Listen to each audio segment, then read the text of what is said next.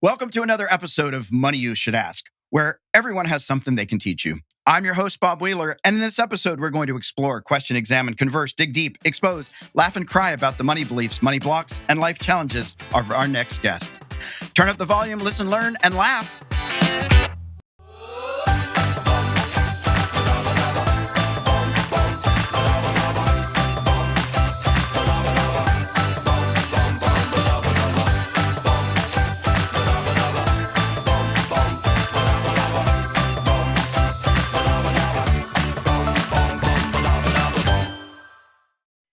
Well, our next guest is Tyler Foley. He's an accomplished film and stage performer who has been acting in film and television since he was 6 years old. He is passionate about helping others confidently take the stage and impact an audience with their stories. He is currently the managing director of Total Buy-In and author of the #1 best-selling book, The Power to Speak Naked. Tyler is a father, husband, son, and performer in that order. Some days he feels like he has dabbled in every industry on the planet, from oil and gas to aviation to film and television. But that diverse experience is what has made him so versatile. Regardless of the industry or the titles he's held, what they all have had in common was promoting and encouraging people to be heard and understood. The skills and resources he has garnered along the way have enabled him to become an entertaining professional speaker and a knowledgeable trainer who inspires others to reach for their dreams. Tyler, great to have you on the show. Bob, I'm looking forward to this, and money you should ask. I've had this one circled on the calendar for a bit. Well, I'm looking forward. So I want to start off with the fact that you've written this book, The Power to Speak Naked. And so the first obvious question is, how often do you speak naked? I've only done it once, and it was for charity, but I'll tell you, it was an absolute riot when I did it. That's pretty good. And then the follow-up question is, you've got your book, I think. If I do, you got to show us your book. Happy to show. All right, and so then the question is that a stunt double, or did you stand in for the picture? Oh, I wanted so badly to be the person on there, but that guy definitely works out more than I do. No, that's the funny story about that. That's a stock image that was purchased from a site that Jeff Bezos owns. And that same site will not allow me to advertise my book on said site because it breaches their ethics policy. It shows a naked man, or it brings undue attention to the breasts and or buttocks in a sexually suggestive manner. And so, although it's a purchased stock photo, I can't actually plug this on Jeff's site. So, unfortunately, I can't advertise my own book. That's hilarious. Well, that's awesome. So what got you? So I know you wrote this book and you were inspired to have people to be able to tell their stories and to be heard. Why is story important? Well, story connects us, and it's how we are able to see each other through another lens. They often say never judge a person until you've walked a mile in their shoes. Well, I can't physically do that. Either your shoe size is too big or too small for me, or we have a physical distance to cross. So I am not going to be able to actually walk in your shoes. But when you tell me your story, it allows me to see the world through your lens, through your point of view, through your eyes. And in doing that, I can gain empathy, I can gain sympathy. And if I'm empathizing with you, if I sympathize with you in your position, that's when you have the ability to change my mind, change my heart, change my opinions, get me to see something in a different light or a different manner. And that's the power of story. That's an old adage that stats tell, but stories sell. It's an old adage because it's true. We need stories, and we've been communicating through the power of story for eons. I think we're spoiled in this modern era with the level of literacy and the amount of technology and the ability to read the written word and the prevalence of it in our society these days, because that hasn't always been the case. Like, you only have to go back 200, 300 years. Literacy was not this prevalent. It was not this available. And yet we've been able to pass on histories throughout the ages. And we've done that through storytelling. It's storytelling that allows us to pass on knowledge, and it's how we've been doing it for millennia. Yeah, absolutely. Joseph Campbell talks to the power of storytelling. I'm not sure if you're familiar with him. Joseph Campbell does the hero's journey, which Right. is one of the greatest models for putting together a truly compelling and effective story. And I actually, in my workshops, structure a lot of people's elevator pitches around the hero's journey. But a lot of people, when they implement it wrong. A lot of people Yeah. try to make themselves the hero in the story. And that's not how you tell a compelling story to an audience. The real key to telling a compelling story to an audience is actually to make yourself the sage or mentor that guides the hero along the journey. Your audience is actually the hero, and you have to meet them where they are. That's awesome. Yeah. Big fan of Joseph Campbell, so I love that you incorporate that stuff in. Yeah, go. So part of your story, you've had some life-changing experiences a lot of people don't experience early on. You lost your father unexpectedly when you were 6. Mm-hmm. And I would imagine that had an impact on the family. Your mom is now a single parent. Tell me a little bit about that. Well, to be honest, it is probably one of the key moments in my life that set me on the path that I'm on today. Tragic as it was, there was grace in that event because, as you pointed out, it did leave my mother as a single mother and very strapped for resources. But that's nothing that I would have ever known as a child growing up. My mom worked very, very, very hard to make sure that my sister and I wanted for nothing. And I mean, I've always considered that I had a very average middle class upbringing, and I don't know that my mother would agree. I don't know what her finances look like, but it was one of my earliest money lessons was watching my mother budget on a single income. She was an administrative secretary for an accounting firm. And for her to be able to stretch a dollar the way that she did and raise 2 children on her own from a very young age. My sister was 2 years old when my father passed away. As you had mentioned, I was 6. And to see the discipline that my mom put into money was an amazing lesson to learn at an early age. And I didn't really understand it or appreciate it until I moved out on my own. And I, growing up, went to a fine arts high school. I was billeted. So I started living on my own at 15, with other families. And then on my own, running my own household at 17 when I moved out to the West Coast. And I was so grateful in that time to see how my mother lived. I didn't have a credit card.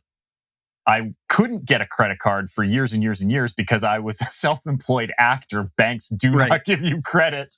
I actually had to get a more expensive apartment. Like I had budgeted an X number of dollars for living accommodations, and I couldn't get credit to get into the apartment. The apartment that I ended up getting into was significantly further away from my workplace and at a much higher dollar value because the landlord took a shot on me because he had a crush on me. So instead of living in Burnaby, where I wanted to be, I was literally the west end of Vancouver, middle of the Rainbow District, and Davie and Denman, right on the corner of it. And the only reason I got in was because, like I said, the landlord took a shine to me and let me move in. And that was, again, how do I work that into my budget? I had a lot of money lessons that I learned early from my mom that helped me be successful going forward in my adult life. And did she talk about any of it, or was it mostly observing and saying, wow, that's really amazing what she's doing? Were there conversations? So they weren't direct conversations. My mom, first of all, was very, very busy. So she worked 12 to 14 hours a day because she worked for an accountant. And apparently accountants never sleep and don't stop working. We don't. No, you do not. And I smile at it, and I have a great admiration for the profession because it definitely put food on my table. But so she wasn't around a lot. But when she was, they were indirect conversations. So it was one of those things like I remember wanting to, I was fascinated by magic when I was younger. From about 8 to 12, I really jumped into the performance and the art of magic. I was fascinated by it, and I wanted to get magic sets. Right, we had an offshoot of the Magic Castle here in Calgary, and it was this great little magic shop, and you had to like go in. It was in this back corner, and it was very secretive, and you went in, and the guy who ran the shop would, if he knew you, he'd trust you and he'd show you some cool tricks, and if he didn't, you didn't get to see all the cool stuff that was behind the secret door. And I wanted this stuff so bad, and my mom never. One of the greatest things that my mom did was she never told me or my sister no. Even if she couldn't afford it, what she would say, she never said that she couldn't afford a thing. What she would say is, what do you need to do to get it? And that was a great lesson for me too. So she never said that I couldn't have it, but she also didn't just give me the money for it too. So like I had to mow lawns or have a paper route. I was lucky because when my father passed away, I actually got into acting at a very young age. So I was making my own money as a professional actor from the time I was 6. But when you are that young, 75% of your money goes into trust. Right. And so you don't ever see that cash. So I was only, I was slave labor at that point. I'm only making 25% of my wage. And my mom was able to take a portion of that and use it. And she was really good. She never did. It went into my savings account. So I had to track. And I grew up in a time, remember when you had a passbook in a bank? Right. You had to go and you had to give it to them and they'd stamp it and you could track how much money you had. Yeah, that's right. You had the ledger and you had the credits and the debits and it all added up. And so I was doing that from the time I was 7. And I think that was a very helpful thing for me to do too. So I could track my money and I knew that if I wanted to get this illusion and it was $30, this is what I needed to do. This was how much money that I had. And Mom was really good with instilling the fact that money works for you. You don't work for money, but money only works for you if you invest it and grow it. And so I could have access to my cash, but I was only allowed to spend half of it. So for everything that I made, I could only spend half. And that became really disciplined too, because I know that if I make $30, I can only spend 15. So it became this constant, how do I earn the money to be able to do the things that I want and still have money left over? Yeah. Did you get the magic set? I did, absolutely. I had great illusions. I got the one where you pass the pencil through the glass plate. I got the magic bag so that you could have an empty bag and pull items out of it. I had a just styling magic top hat too that had sweet. I had the full sets. I had some rope tricks. I had Chinese ring tricks. I had a lot of magic sets. Wand. I had a weighted magic wand. I had a mated, and it did stuff. I didn't have a weighted one, but I had the magic floating one where you could dance with your wand. I loved that illusion. That was my favorite illusion. Actually, when I moved to Vancouver, I bonded with my first agent over it. He was like, what's something people don't know about you? And I'm like, I do illusions. He's like, really? And I'm like, yeah. He's like, have you ever danced with the wand? I'm like, I love that illusion. And so he had 2 of them in his office and he like pulled it out. And at that point, Cal and I are still friends to this day. He hasn't been agent now in over 20 years. But I talk with him regularly. So that's awesome. I think I still have 2 or 3 magic books in my childhood box of books. I'll have to look for that. That's fun. That's fun. So you had some other experiences. You had a business. You started a business, and then your business partner died. Yes. And shut your business down. Well, we didn't have the right director's insurance in place, and that was a very, very interesting learning experience too. Where when you, especially at that time in my life, I just graduated from school. I've always been entrepreneurial, and my uncle, very entrepreneurial himself. When my uncle was in his mid-20s, he lived on the East Coast, and the company that he worked for transferred him to the West Coast, and he picked up his family, my cousins and my aunts, and they were young. I think my cousins were like 2 and 4 at the time. And so he moves his family literally across country to go and relocate for this business. And then it went bankrupt. Wow. And they had transferred him and two other gentlemen out. And he looked at them and he said, listen, we have all this expensive equipment. It was photogrammetry, so aerial map making. And he said, we have these $1 million machines and they're state of the art. This company has gone bankrupt. We actually have the opportunity to buy these on pennies on the dollar. I've just purchased my house out here. I'm willing to take a second mortgage if you two are willing to stick it out with me for a year. And so they created an agreement and formed an amazing company called Triathlon Mapping. And my uncle was very successful in that industry, ended up selling it to satellite company, McDonald Detweiler, MDA. And in doing that, I got to see how owning your own business, how that works. Like, it's better to have that business on your own.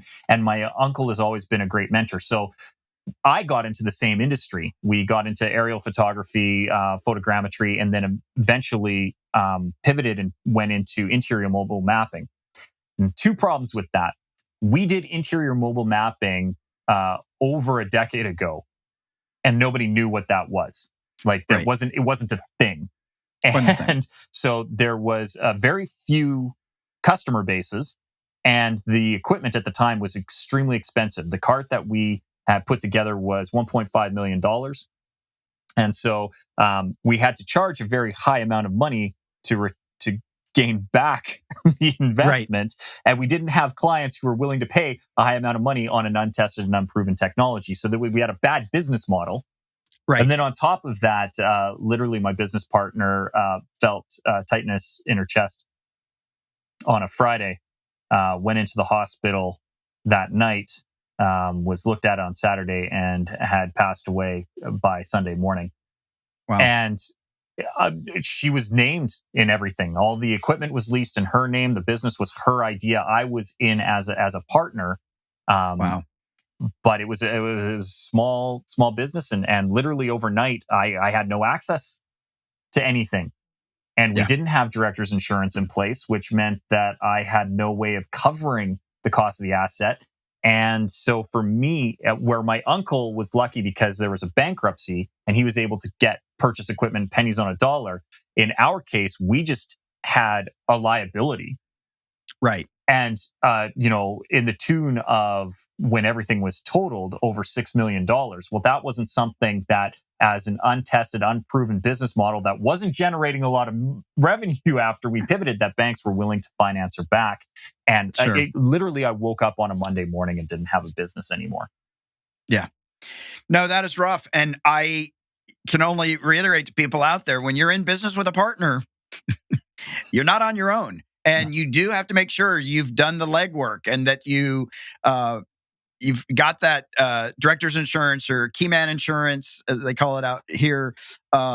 Having the agreements of what happens, the exit strategies, whether it's by choice or by nature, right? You've got to have all that stuff in place because things happen. Yeah, succession planning is critical, and I had no appreciation of it then, and I have an extreme appreciation for it now. Yeah, I can only imagine. One of your other life-changing experiences, and I can imagine, my assumption would be you're 17 years old, like life is right before you, right? You're 17, like, I got this. I'm going to be in my prime. And then you have a mini stroke and you're paralyzed for over a year. And you're an actor. At 17, I was pretty active. I can only imagine going from, I can do anything I want to, I'm immobile. Yeah. It was even more stark than that too, because at 17, at that point, I had been acting professionally for 11 years.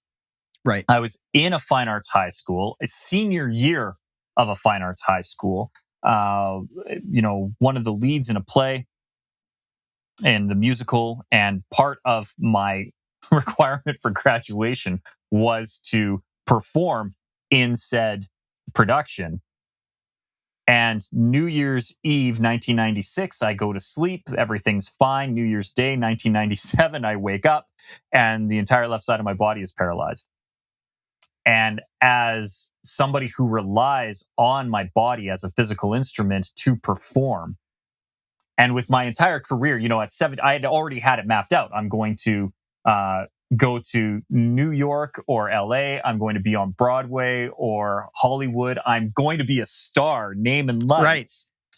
Right. And taken away in the blink of an eye. I was devastated. It was, that's how I was making money. It's how I earned a living. That's how I planned on earning a living. And then on top of it, there was social isolation with that too, because it happened over the Christmas break. And I was literally and metaphorically in a dark place because growing up in a theater, I am very comforted by dark places. As weird as that sounds, a blank, empty black box is home for me. Right. So when I was, 14 or 15, I moved from my bedroom upstairs into the basement, and we had this little it was basically like a bombshell bunker. It was 4 concrete walls that were an addition onto the original structure of the house, and it had a doorway punched into it. And at one time, it was where my dad had built a hot tub. And so that wasn't there anymore. And it was just literally this dark concrete bunker with one little tiny window that definitely wouldn't be legal now because you can't get out of it. Yeah, I'm thinking. And I painted it black because I loved it. I loved to be able to control the lighting, and it was just comforting. But I'll tell you, when you're 17 and your face doesn't work, locking yourself into a black dungeon for 10 days until you go back to school, not good for the mental health. Yeah. And so it was literally and metaphorically a dark place for me for those first 10 days because I didn't have access to my friends. I couldn't drive. I drove a 1984 Honda Accord 5-speed manual transmission. And when your left foot doesn't work, you can't clutch. You can't clutch. And so I couldn't even drive anywhere. And I didn't like talking on the phone because my face didn't work, so my mouth didn't work, and it drooped like this. So when I talked, I couldn't form the vowels, and I didn't want to talk on the phone. So mid 90s that there was no internet. I wasn't chatting with people, or texting or anything like that. You talked on the phone, and the phone had a wire that connected it to the wall. So go figure. Yeah, it was not a good place for me. Luckily, I had great support. One of, again, the blessings and the grace that happened when my father passed was that I grew up in a small town and I had an entire community rally around my mom. And some great professional men, from the men that were partners at the office that she worked at, to the medical professionals in and around my town. One of them being the Corbett family, who are a family of doctors. Dr. Corbett, Dr. Corbett, Dr. Corbett, and Dr. Corbett. 3 of them are doctors of chiropractic. One of them is a doctorate of law. He's the black sheep and doesn't count. He's also my best friend. But his parents, Bob and Joe, Dr. Corbett's, doctors of chiropractic, both treated my physical symptoms, but helped with my mental health as well. Bob and Joe did a great deal to lift me out of the darkness and show me the light and show me that there was hope and gave me something to fight for. Really, really invigorated me, and it gave me the opportunity to see that regardless of physically how I looked, there was always still something that I could do. And showed me incremental improvement too, which was a nice thing, and a lesson that I've tied to all things in life, professionally, monetarily.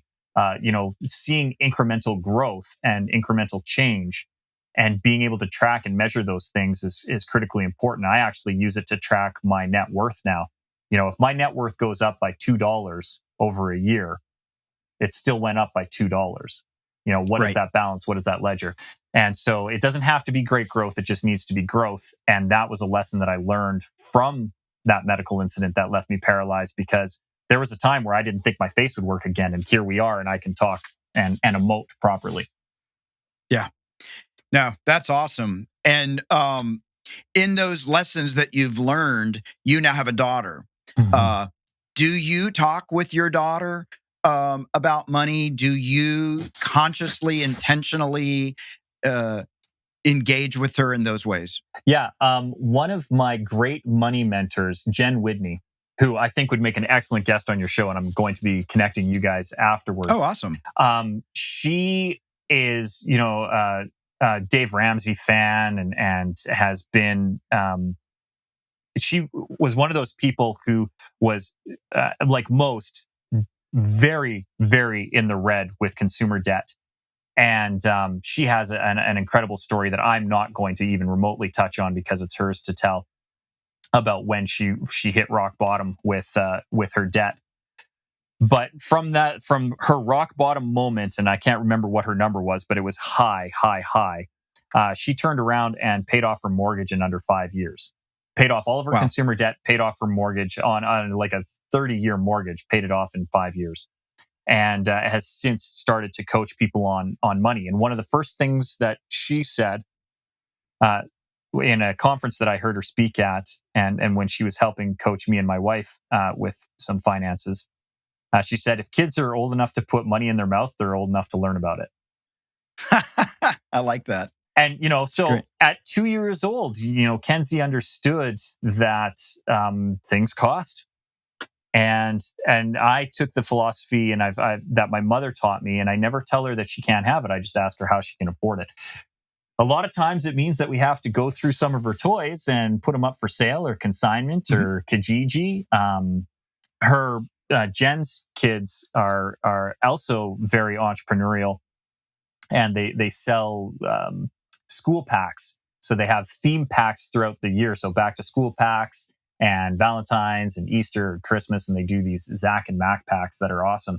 And so we've imparted that onto Kenzie. What can you do? Like today, actually, we're going to be going shopping for her lemonade stand, because she wants to make some money, and we're about to hit a heat wave. She understands supply and demand, and she's 6 years old. She's like, it's going to be hot this weekend, right, Daddy?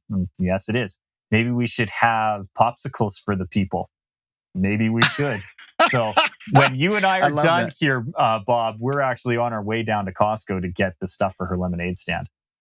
That's great. That reminds me, there was a Wall Street Journal commercial of a little girl selling lemonade. And she was selling lemonade, and it was $100,000 per cup. And I don't know if you've seen this, but anyway, so guy approaches her and he says, like, honey, it's $100,000 for a cup of lemonade. She goes, I only need to sell one cup. So true. Hey, set your price, know your audience. I love that you're doing that. That is super fun. In the letter you wrote to me, you talk about the grace that you've discovered through all of this. And I think really the question for me is, why do you want to help other people? Like, what is the importance of getting out there and saying, hey, folks, share your story. I want to help you get there. Why is that important to you? Because particularly this day and age, I find that we've gotten very polarized as a society and very divisive. And I think a lot of it has to do with the fact that we are confusing opinion for fact. I mean, what I've just stated right now is my opinion. It is not a fact. It is just simply my opinion. And yet we have gotten to this interesting point in history where fact has stopped mattering. Yeah. And the reason I want to empower people to tell their story is because story is what binds us together. Story, as I discussed earlier on in the show, it's how I can walk a mile in your shoes. It's how I can have empathy and sympathy with you. And if I don't use story, then I'm just stating opinion blindly. And that's when people tend to get their back up against their wall, right? Because my opinion may not match your opinion, and Therefore, my fact doesn't meet your fact. Therefore, my reality doesn't meet your reality, and we butt heads. If I tell story, this is an experience that happened to me. This is how I perceived my life. This is the lessons that I have learned along my journey. You can see the world from my point of view. You and I may have vastly diverging opinions on money and money management and how we do it. But when I tell you my story of why I feel the way that I do around money, based on my upbringing with my mom being a single mother, based on me having to move out to the West Coast on my own at 17, the fact that I was never given credit until I was almost 30, shapes why I feel the way about money. And although you and I may approach it differently or the same, you can see why I approach money that way. And it allows you to either mentor me or get on my side, or at least present a viewpoint that may differ without it having to be combative. And same when you tell me your story. Now I can see it from your point of view. And I think of Jen Whitney and her philosophy on money and how it's evolved too. Like she was a staunch believer that I remember the one time I wanted to pay myself first. And she said, no, you need to tackle your debt first. Like everything should be going towards debt. Then you worry about paying yourself. And I'm like, no, in my heart of hearts, I know that I should pay myself first. Like I always need to budget. Even if it's only 5%, I put this little bit away and I will budget everything else here. And she was like, no, no, no, no, no. A year ago, she came to me and she said, I'm really sorry, Tyler. I agree with you now. I agree that that was a thing. At the time, she didn't believe in it because she was hyper focused on her debt. But now she realized, that there is that little bit of savings that if you can get disciplined in that habit, yes, you could pay this off quicker, but you still need to have, this. You need to save. She also, we had differing opinions on emergency funds and what needed to go into the emergency fund and how funded that emergency fund needed to be. And she had her belief and I had my belief. We could discuss it because we use story. Because she said, well, when I did this and when I had this was my experience. This is what triggered me. And I say, okay, well, this is my experience. And instead of us stating facts, well, Dave Ramsey says this, and well, Bob Wheeler says this, and when I read Tony Robbins said this, and like instead of just spouting off all of these different people, we could say, well, this is my belief. This is where I came to my understanding. And it wasn't combative. Then it was a conversation. We still had differing opinions and neither one of us changed our minds on it. But we could have a conversation because we were using the power of story to do it. Well, I love when you're talking about that story piece because I think, like when I wrote my book, I was afraid to go out and say, well, who am I to write this book? Because somebody might dispute this or that, right? Maybe I don't have it exactly right. Or maybe I didn't remember everything perfectly. It's still my story. And nobody can take that from me. My story, it doesn't have to resonate with anybody else. Ironically, it does. I can tell the story and people say, oh my God, were you writing that to me personally? And no, I'm just sharing my story. And this is, if I speak from here, I don't need all the data. It's great to be able to back up the data and say, yeah, see, all these things support that. But the truth is, if we feel it and we know it, just like you were trusting that pay yourself first versus pay off the debt, right? There was something that just was trusting. I think there's something that people resonate with. And I still find it in all the work that I've done, when we're vulnerable, when we share our truth, it actually brings us closer to people, even though in our mind, logically, it says it's not going to happen. It actually does. And it's so true. And when I was working with Bo Eason, one of the things that he said was the more specific you can make your story, the more detailed your story is, the more universal it will resonate. Because people need those details to be able to get immersed into that story to allow it to resonate with them. You brought up a really, really good point in that vulnerability piece is critical. One of the things that I teach in all of my workshops and seminars is that the thing that we're afraid to say is probably what your audience needs to hear. Yeah. And if you do ever get a chance to have Jen on your show, ask her about the piggy bank. She has a very, very specific story around a piggy bank. And when she tells it, I promise you, there is not a dry eye anywhere. You taste your heart because it will be instantaneously in your throat. But the way she tells that story is so detailed and so specific, and it is very specific to her. But I promise you, it resonates with any parent ever, and anybody who's ever struggled with debt or has felt that that burden on their shoulders of being crushed by their finances. And she's so specific about this one thing, and yet it speaks to millions, if not billions, of people. And she's vulnerable too. Like, she's a money coach, and she's talking about, like, not only her darkest moment, but a real crisis of morality too. Yeah.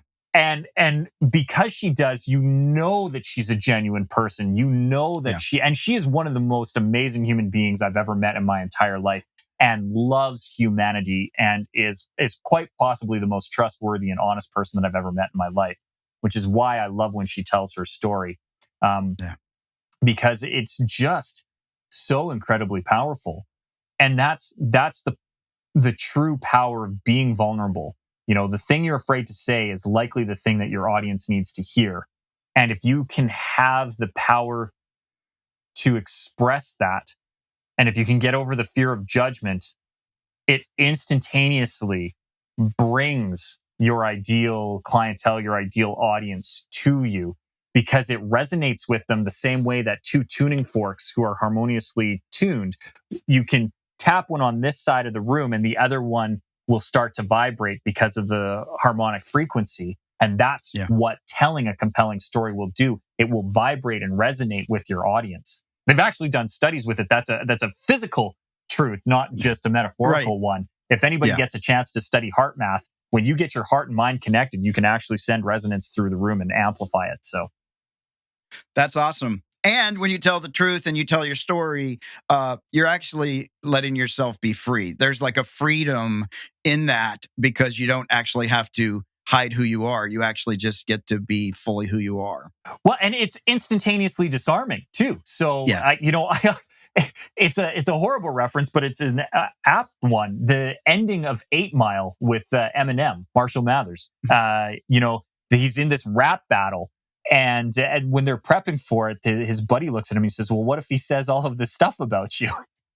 And that's what triggers him to go up on stage. And he just goes, I'm this, I'm this, I'm this. This happened to me, this happened to me, this happened to me. What are you going to do about it? Now, let me tell some truth about you. And then he just destroys the guy. And then the guy has nowhere to go because he's already put it all out there. Yeah. And that's what, when you can be vulnerable and you can just put it out there, you've owned your story. And you'd mentioned, it is your story. Yeah. Nobody knows your story better than you. Nobody can tell it more compelling than you. Nobody knows the details like you do. So when you embrace your story, not only is it disarming because you put it out there and nobody else can then tell it better than you, but because you have the power to do that, you can tell it and you can script it and you can mold it to serve you the way that you need to. But you have to do it in a real way. You have to be very self-aware, and you have to be honest with yourself and therefore honest with your audience when you tell these stories. Yeah, absolutely. And for people listening out there that think their story doesn't matter, your story matters. Your story deserves to be heard. So I just encourage people to bring their voice, bring their story. We are at our Fast Five. So I'm going to change the energy a little bit. The Fast Five. So let's just have some fun. If you could travel back in time and change one financial decision you've made, what would it be and why? I wouldn't have bought my house in 2015. Okay. Good one. What is one money mistake you made in your life that you don't want your daughter to make? Maxed out my credit card and line of credit and pushed, with the mistaken belief that I could pay it back rapidly, that I was getting an ROI without actually calculating what the ROI was. Debt spending and deficit spending to try and earn more money Right. Never has panned out for me, and I always do best when I work with a cash budget. Yeah. Cash is king. Cash is king. Does your wife have a, quote, bad financial habit? Yes. You guys won't get the reference. Tim Hortons. It's equivalent to Dunkin' Donuts. Okay. And what's worse is that this is the thing. It's such a slow bleed. It's $1.62 twice a day. Right. But here's the thing. My wife only drinks about a quarter to a third of the cup of coffee, because then when it gets cold, she won't drink it. So she's bleeding through $1.62, but only consuming maybe 60 cents of it. And it drives me insane, because even if we went with the K cups, because you can get the same branded K cups of the coffee, and it would cost 30 cents a unit. And I do that math. And I'm like, at least then we're only wasting, 20 cents as opposed to over $1. That's hilarious. I will drink the last cup, even if it's cold. If I've paid for it, I'm not wasting a drop. So, half-drank beverages are the bane of my existence. Yeah. Oh my God, that's hilarious. What's the worst thing you've ever purchased, and how much money did you waste on it? Ooh, that's a good question. I never feel that I've wasted any money. I'm very intentional with all of my purchases. I do know what my frivolous purchases are. My most frivolous purchase was my new truck that I bought, because trucks are never frivolous. Well, you say that until you start, $700 a month payments, $200 a month insurance, and probably $800 a month in gas. But I use it all the time. Like it is quite possibly the most inefficient spot of my finances. Yeah. But I would never give up my truck. I got a Ram 1500 Sport that does everything for me. Bought it new in 2014, have 300,000 plus kilometers on it. It's still running strong. It purrs, and I love my truck. Love it. Love it. I can relate. I relate. In the past year, what's one thing you've gotten in the way of your own financial journey? COVID. My entire business model is derived from speaking to people in person. And a lot of speakers are and were able to pivot to a virtual forum. I've always had a virtual side, in that I have digital products that are available for training, but they're just not the same. Yeah. And the majority of my revenue, 80% of my revenue, is derived from in-person interactions.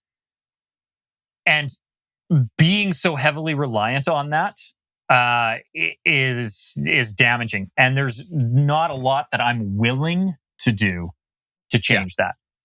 Is there the possibility for me to do it? Yes. Have other people in my space done it? Yes. Could I copy them? Yes. Am I willing to? No. That's great. Being clear, knowing what you're willing and not willing to do. I love that. So M&M moment, sweet spot, money and motivation. Can you give us, the listeners, a practical financial tip or a piece of wealth wisdom, something that's helped you along the way? Yeah. Always pay yourself. Find a number that you're comfortable with and do it. I know when I stopped doing that was the worst 4 years of my financial health. And if I could follow one up on that, it is develop a spreadsheet to track your net worth and be honest with what your net worth is. It's the only way that you can track your growth. And even if it's only $1 or $2, I learned this again from Jen Whitney and another incredible money mentor, Aaron Sky Kelly, who coincidentally has a book out right now called Get the Hell Out of Debt. So if any of your listeners want to pick up a book other than mine, other than yours, Get the Hell Out of Debt by Aaron Sky Kelly is a great read. And I really do highly recommend it. But and she'd be a great guest on your show too. But tracking your progress is critical. Like I said, I update my my spreadsheet monthly and track my net worth. And there are months where it literally goes up by 50 cents. Yeah. But it went up. And I need to see where I'm tracking and how I'm tracking and make sure that I'm increasing my net worth over time. And as long as I can continue to do that, growth is growth, however small it is. But the only way to know what it is to track it. So always pay yourself first and make sure that you're tracking the metrics to know what direction you're headed. Yeah, absolutely. Well, you know what I mean, we're coming to the close here, and one of the things that I'm aware of in this conversation, even though some of it hasn't been explicit, is this place of how do I make it work? Like, how do I reach my goal? And in that, I hear a little bit of understanding the piece of delayed gratification, that I'm not going to get everything right this minute, but that it's available to me. I just have to figure out how. Mm-hmm. And the other thing that what I didn't hear was a lot of judgment, negative judgment of taking yourself out for making choices, even with the truck, saying, it's not the most efficient, but it brings me so much pleasure, right? And so being able to look at all that and not take ourselves out, or having had the debt, or having had the business just completely disappear from you, picking up and moving forward instead of sitting in the corner saying, look what happened to me. I hear this place of responding and being proactive in your life, even if it's only 50 cents over the course of a period of time, but there's movement forward instead of just looking back. Yeah. No, and it's true. I've never really had guilt around money. Which is funny because conversely, my wife, I feel, I know when we were heavily in debt. I distinctly remember going to one of Jen's workshops, and my wife, who is also named Jen, just breaking down on it. You know, what is the debt? And to her, it was a heavy burden. And to me, as long as I am happy with that purchase, if it brought me joy, whether it was a spontaneous one or delayed gratification, I'm doing it with intention. I never spend money unintentionally. And I think that's the key. I spend money with intention. Do I always spend it well? No. But do I spend it with intention? Yes. And therefore, I'm never disappointed with my purchases. I mean, I can look right up to my right. I have a Lego set that's almost $1,000. Was that purchase necessary? No. Did it bring me and my daughter great joy when we built it? Absolutely. And so was it worth it to me? Yes. I love it. I love it. And in a couple hours, you're going to have a lemonade stand and some rocking profits from your heat wave. Yeah. No, and it's her own money. She's investing her own money. She'd sold a couple of her toys at a garage sale, so she has the money, and so it's her money that she's going. We've got a budget to go to Costco. She's going to purchase it, and I'm pretty sure I'm going to eat some of her profits. Literally. But I'm dad. I get to do that. That's right. That's right. That's the perks. The perks. Love it. Where can people find you online or social media? Best place to go is SeanTylerFoley.com. And Sean is spelled the proper Irish way, SeanTylerFoley.com, SeanTylerFoley.com. Tell them Tyler sent you. And if you go onto it, before they do, Bob, what I would ask that they do, if your audience right now listening to our conversation is getting value out of money, you should ask, and they come back and they're finding that they are getting actionable advice and tips, and that the guests that you're bringing on regularly are serving them, I would ask that they hit pause on this episode right now and give your show a 5-star review, a like, a thumbs up, a share, whatever that platform is asking you to do. If you really want to go above and beyond, give a comment. What was your favorite episode? What was the favorite bit of money advice that you've gotten from Bob during this time? And that's how he can grow his show. And I know as a guest, I've really, really enjoyed my time on here, Bob. And so I think it's the least that I can do is to ask your audience as a call to action before they do my call to action to help your show grow by giving you that 5-star review, giving you the thumbs up and comment on the episodes that they like.